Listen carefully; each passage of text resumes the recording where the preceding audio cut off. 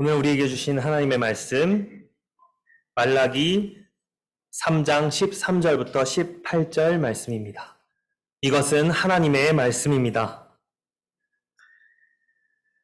여호와가 이르노라, 너희가 완악한 말로 나를 대적하고도 이르기를 우리가 무슨 말로 주를 대적하였나이까 하는도다. 이는 너희가 말하기를 하나님을 섬기는 것이 헛되니 만군의 여호와 앞에 그 명령을 지키며 슬프게 행하는 것이 무엇이 유익하리요?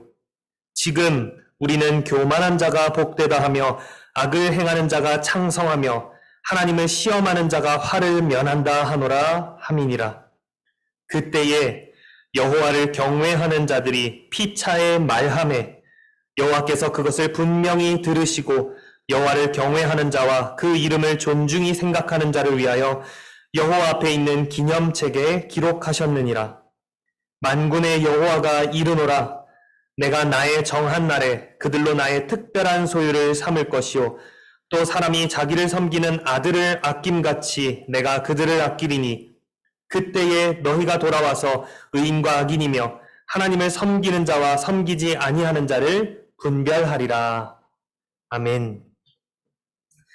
오늘 읽은 말씀으로 피차에 말하는 성도, 분명히 들으시는 하나님이라는 제목으로 하나님의 말씀을 함께 나누겠습니다. 공예배 순서에 따라서 모든 요소에 대한 설교를 마쳤습니다. 그런데 여러분 주보를 보시면 오늘도 역시 주의 찬송을 부르는 예배에 대해서 설교합니다. 한 번 더, 정말 마지막으로 말이죠. 왜 그럴까요?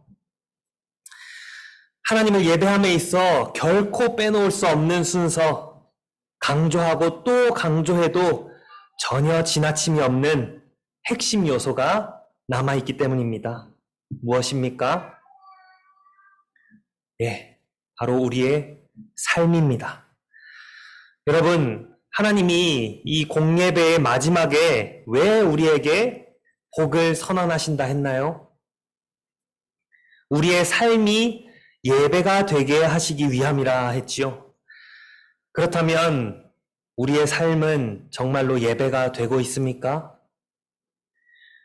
교회당에 함께 모여서 예배 드리고 있는 지금 이 시간 우리의 모습이 가정과 학교와 일터로 흩어진 우리의 모습과 아무런 차이 없이 똑같나요? 참으로 그렇습니까? 부끄럽지만 저는 자신있게 예라고 대답하지는 못하겠습니다. 초청부터 강복선언까지 공예배 전체가 그리스도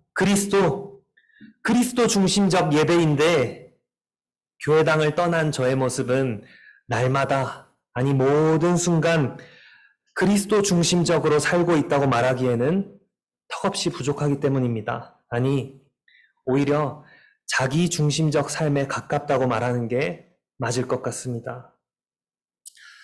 오늘 우리에게 주시는 말씀을 통해 우리의 공예배와 삶의 격차가 조금 더 줄어들기를 바랍니다. 우리의 삶도 그리스도 중심적 삶으로 변화되기를 소망합니다. 말라기 선지자는 바벨론 포로 후기 시대에 활동했습니다. 당시 이스라엘 백성들은 예배를 드렸지만 삶이 완전히 무너져 있었습니다. 여전히 페르시아 제국의 지배적인 영향을 받았고 성전과 성벽을 재건했음에도 형편은 나아진 것이 없었습니다. 하나님의 공의와 사랑을 의심한 백성들은 형식적으로 예배하면서 점점 부패하고 타락했습니다. 제사장들은 하나님의 말씀을 올바로 가르치지 않았습니다. 성전이 도대체 왜 필요한지 그 존재 이유가 의문시되는 시대였습니다. 사회는 불의와 불평등으로 가득했습니다. 학대가 난무했고 약자들이 억압받았습니다. 11조와 같은 재물도 제 기능을 발휘하지 못했기에 가난한 자들은 극심한 고통 중에 있었습니다. 점쟁이들, 간음하는 사람들, 일꾼의 품삯을 떼어먹는 고용주들로 넘쳐났습니다. 약 2500년 전 이스라엘에 대한 이야기인데 마치 오늘날 한국 교회와 한국 사회를 말하고 있는 것 같습니다. 자, 그때 하나님이 이스라엘 백성들에게 어떻게 하셨을까요? 네, 어김없이 말씀하셨습니다. 그런데 백성들은 하나님의 말씀을 의심하고 부정하며 반박합니다. 오늘 본문은 하나님과 백성 사이의 마지막 논쟁을 다루는데요. 세 부류의 사람들이 등장합니다. 네, 조금 기니까 한번 잘 들어보십시오. 첫째로 공예배뿐 아니라 삶으로도 예배하는 자들이 등장합니다. 다음으로요. 공예배는 드리지만 삶으로는 예배하지 않는 자들이 등장하고요. 마지막으로 아예 예배와는 거리가 먼 자들이 등장합니다. 세 부류 어떤 사람이라고요? 공예배뿐 아니라 삶으로도 예배하는 자들, 공예배는 드리지만 삶으로는 예배하지 않는 자들, 아예 예배와는 거리가 먼 자들입니다. 쉽게 말하면 경건한 사람, 경건한 척하는 사람, 대놓고 불경건한 사람입니다. 대놓고 불경건한 사람들은 쉽게 구별이 됩니다. 예배하지 않기 때문이죠. 그런데 경건한 사람과 경건한 척하는 사람은 어떻게 구별될까요? 그들이 하는 말에서 드러납니다.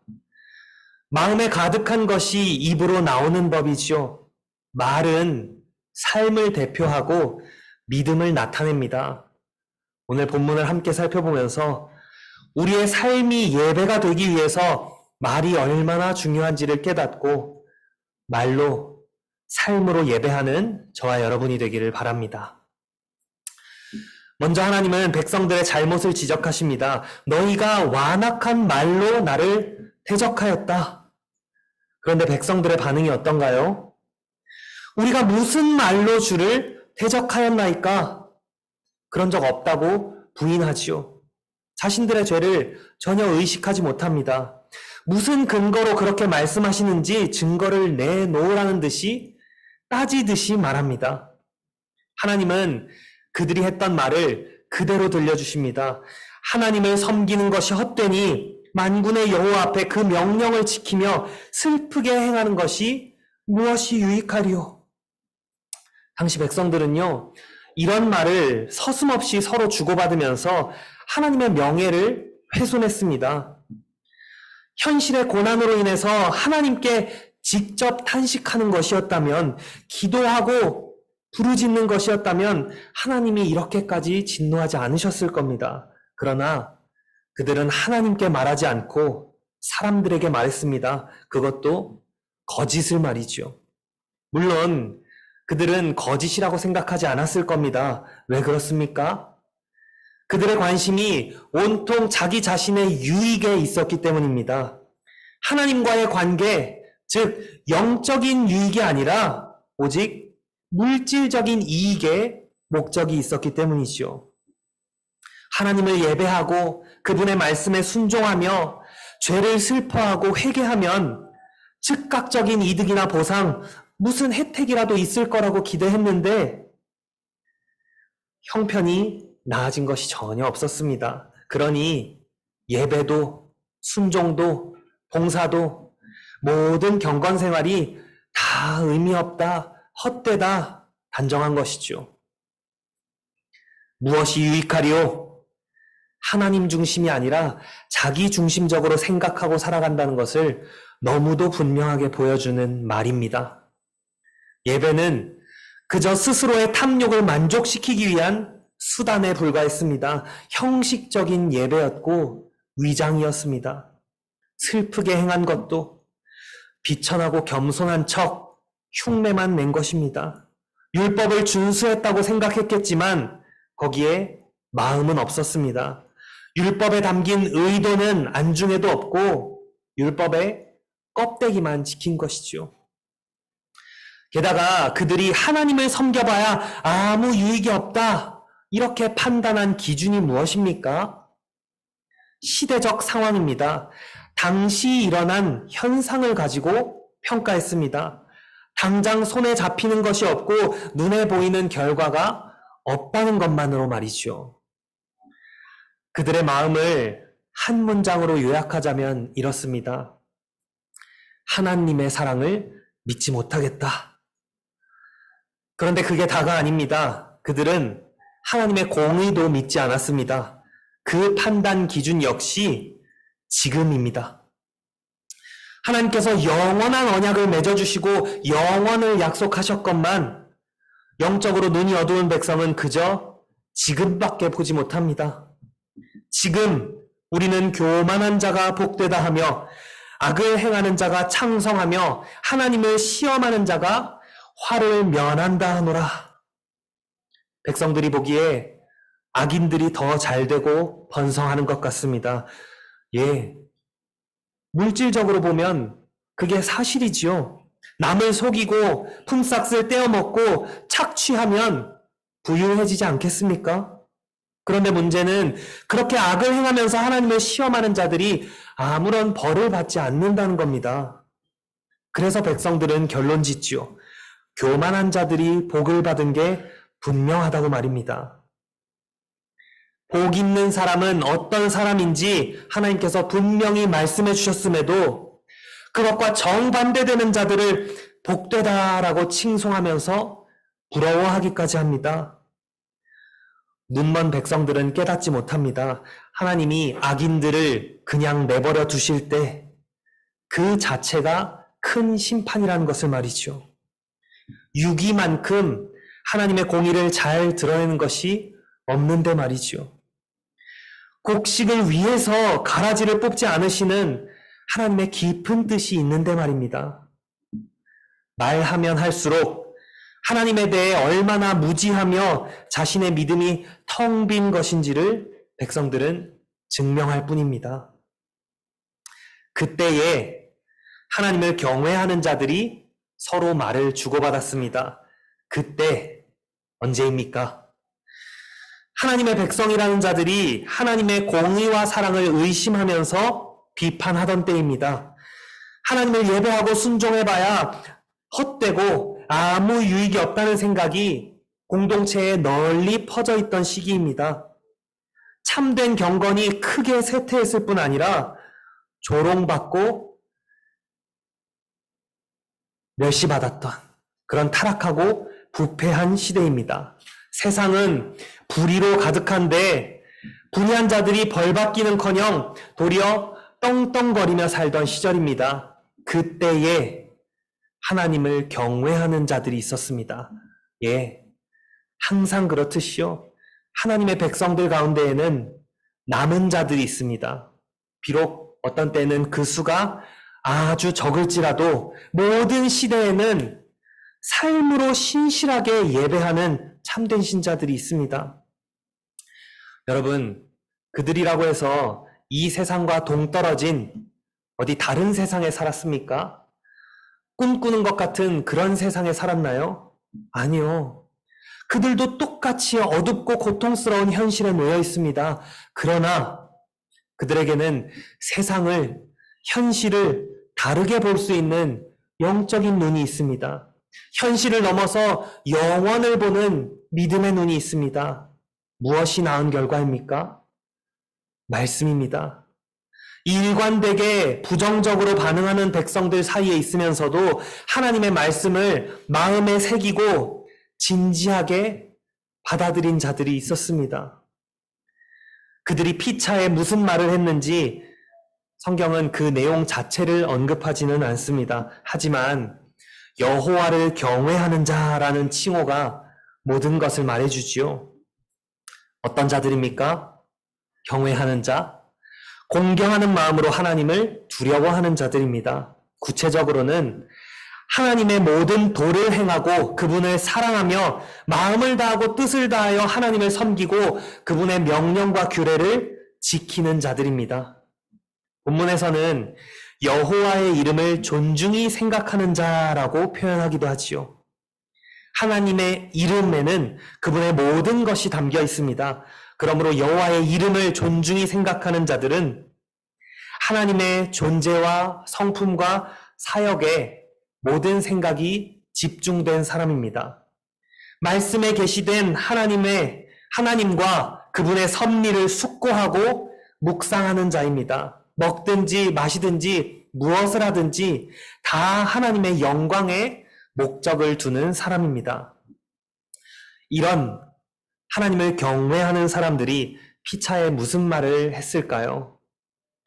당연히 하나님에 대해 말하지 않았을까요? 하나님이 어떤 분이신지, 그분이 무슨 일을 행하시는지 말하면서 서로 가르쳤겠죠.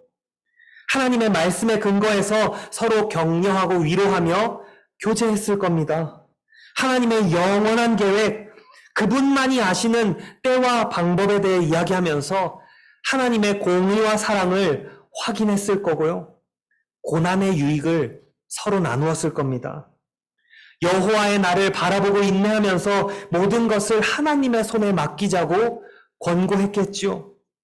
하나님은 신실하신 분이시라고, 지금껏 역사를 통해 보여주지 않으셨냐고, 모든 약속을 반드시 이루실 것이라고 말하면서 서로의 믿음을 굳게 세웠겠지요.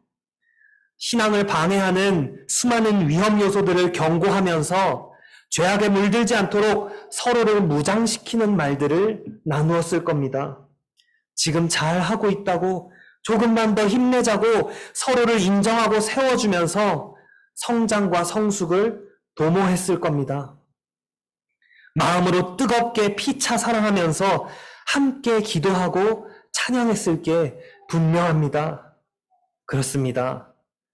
힘들고 고통스러운 현실에 놓여 있다고 해서 모든 사람이 하나님에 대한 신뢰를 저버리고 그분의 약속을 체념한 채 사는 것은 아닙니다. 그런 중에도 하나님의 말씀에 믿음과 순종으로 반응하는 자들이 있습니다. 삶으로 예배하는 자들이 있습니다. 하나님은 그들이 말하는 것을 분명히 들으셨습니다. 곤고한 중에도 하나님을 경외하는 자들의 대화를 귀 기울여 주의 깊게 들으셨습니다. 그리고 어떻게 하셨나요? 그들을 위하여 하나님 앞에 있는 기념책에 기록하셨습니다. 성경에는요, 사람들의 이름이 하나님의 책에 기록된다는 내용이 여러 번 등장하는데요. 택자들, 하나님이 구원하실 자들이죠. 그런데 사실 하나님은 그들이 누구인지, 그 이름이 무엇이며 그들이 어떤 말과 행동들을 했는지 기록을 통해서 기억하실 필요가 전혀 없으신 분입니다. 모든 것을 아시고 기억하시기 때문이죠. 그렇다면 왜 굳이 하나님 앞에 있는 기념책에 기록하셨다라고 표현하실까요? 경건한 신자들에 대한 하나님의 결정이 결코 변하지 않는다는 것을 확실하게 알려주시는 겁니다. 택한 자기 백성을 잊지 않으신다고, 내 마음 한가운데 너희가 영원히 있다고 증명하시는 겁니다. 단순히 기억하겠다는 것이 아니라 기억에 따라서 너희를 위해 새 일을 행하겠다는 의미입니다. 이런 구원에 대한 보증을 하나님은 언제 하셨습니까? 하나님을 경외하는 자들이 서로 말하는 것을 들으시고 하셨지요. 그들의 경건한 말 때문에 구원하신다는 게 아닙니다. 그들이 구원받은 자라는 사실이 그들의 말에서 드러났다는 겁니다. 하나님은 참된 신자들에게 구원의 확신을 주시려고, 위로하시고 격려하시려고 하나님 자신이 증인이고 목격자이심을 분명히 밝히셨습니다. 하나님은 말씀하십니다. 내가 나의 정한 날에 그들로 나의 특별한 소유를 삼을 것이다. 특별한 소유, 왕에게 있는 금은 보화, 진귀한 보물을 의미하는 단어입니다. 하나님은 자주 자기 백성을 특별한 소유라고 부르시는데요. 그만큼 소중하고 아끼며 사랑하는 존재라는 것이죠. 그런데 이처럼 하나님의 특별한 소유가 되는 영광은 사실 모든 백성에게 주어지지 않습니다. 은혜로 택하심을 따라 남은 자들에게, 그들에게 주어지는 영광입니다. 그런데 여러분, 이상한 점이 하나 있죠. 하나님은 만세 전에 자신의 특별한 소유를 이미 선택하지 않으셨습니까? 그런데 왜 경건한 신자들의 대화를 들으시고 나서야 그들을 나의 특별한 소유로 삼을 것이다, 이렇게 말씀하시는 걸까요? 이 말은요, 그들이 하나님의 특별한 소유라는 사실이 겉으로 분명하게 드러나게 될 것이라는 그런 의미입니다. 완전히 거룩해져서 세상과 옛사람의 그 어떤 잔재도 남아있지 않은 하나님의 참 보배로 나타난다는 말씀입니다. 언제요? 하나님께서 정하신 날에요. 여호와의 날, 심판과 구원의 날의 말이죠. 그날에 모든 이가 의인과 악인이 나뉘는 장면을 보게 될 것입니다. 단지 구별되어서 차이를 확인하는 정도가 아니라 영원히 분리되는 것을 보게 될 것입니다. 각 사람의 위장이 벗겨지고 그 본색이 다 드러날 것이기 때문입니다. 하나님은 반드시 악인들은 멸하고 의인들은 구하실 것입니다. 아버지가 자기를 섬기는 아들을 아끼는 것처럼 성도들을 긍휼히 여기시고 구원하실 것입니다. 택하신 자들을 하늘 이 끝에서 저 끝까지 사방에서 모으실 것입니다. 그날에요, 어느 한 사람도 하나님을 섬기는 것이 헛되고 무익하다, 교만한 자가 복되고 악을 행하는 자가 창성하며 하나님을 시험하는 자가 화를 면한다, 이렇게 말하지 못할 것입니다. 고난 중에도 신앙을 지킨 성도들을 비웃던 자들은 하나님의 특별한 소유로 드러난 성도들을 보고 크게 놀랄 것입니다. 그렇습니다. 믿음에 대한 보상으로 반드시 물질이 주어지는 것은 아닙니다. 여호와를 경외하는 자들에 대한 분명한 약속은 여호와의 날에 있을 영원한 구원과 해방이지 이 땅 위에서 잠시 동안의 번영이 아닙니다. 하나님의 영원한 계획 속에서 주어질 믿음의 유익은 여기서 누리는 것과는 비교할 수 없을 만큼 훨씬 더 큽니다. 하나님이 지금 당장 말씀대로 행하지 않으시고 약속을 잊으신 것 같을지라도 그분이 완벽히 의로우신 재판장이라는 사실에는 변함이 없습니다. 우리 예수님 말씀하셨습니다.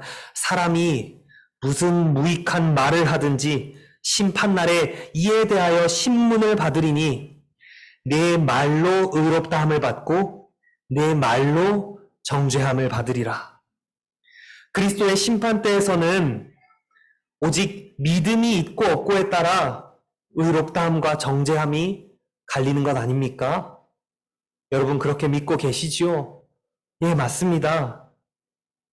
내 말로 의롭다함을 받고 내 말로 정죄함을 받는다는 것은 말로 믿음이 드러난다는 말씀입니다.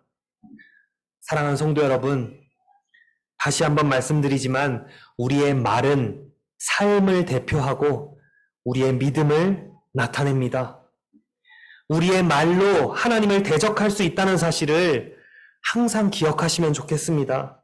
현실에 매몰되어서 하나님의 공의와 사랑을 의심하고 부정하지 않기를 바랍니다.